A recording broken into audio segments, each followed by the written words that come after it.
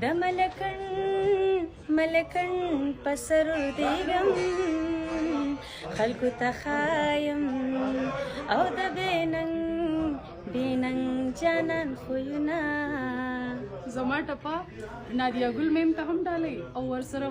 ټول پښتون ولس ته هم ډالۍ. ډېره مننه. اوکې السلام. ملګرو په اسماع اخلاص باندې زیات تر خلک هغه ډېرې نیوکې کوي. زیات تر خلک دا مطالبه کوي چې آیا یو پښتنه پیغله ده او هغه راوتې ده او کم داسې د پښتو سره دا ښه نه ښکاري چې دا راووته او زموږ په خلکو په پښتنو کې ګرځي. یعنی که تاسو وګورئ د پښتنو کم فنکارانې پیغلې چې دي داسې به مونږ مثال والو نادیه ګل شو دې نه علاوه نور هم ډېر زیات دي تاسو به پیژنئ.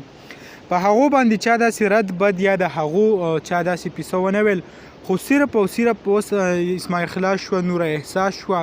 چې هغه باقاعده په یو پرده کې هم راوتي دي.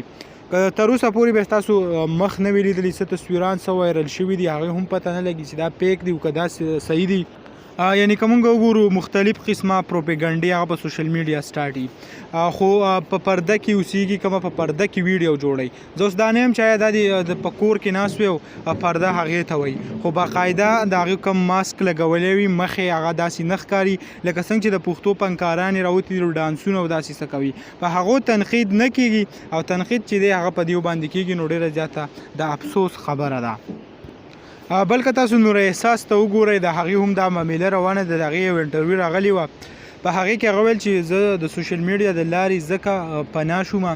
چې کم تصویران وایرل شوي هغه هم په خپله ویل چې زما کم تصویران چې وایرل شوي هغه د تره زامنو وایرل کړي وایي چې تصویران دغه شو ماته د فیملی د سایډ نه ډېر زیات غټه ایشو جوړه شوه د هغې وجې نه ما بیا سوشل میډیا پرېښود او زه لاړم ما د ټیک ټاک اکاونټ د فیسبوک هر څه ما ډیلیټ کړم خو اوس بیا چې کم دی ما په دې سوچ وکړو چې آیا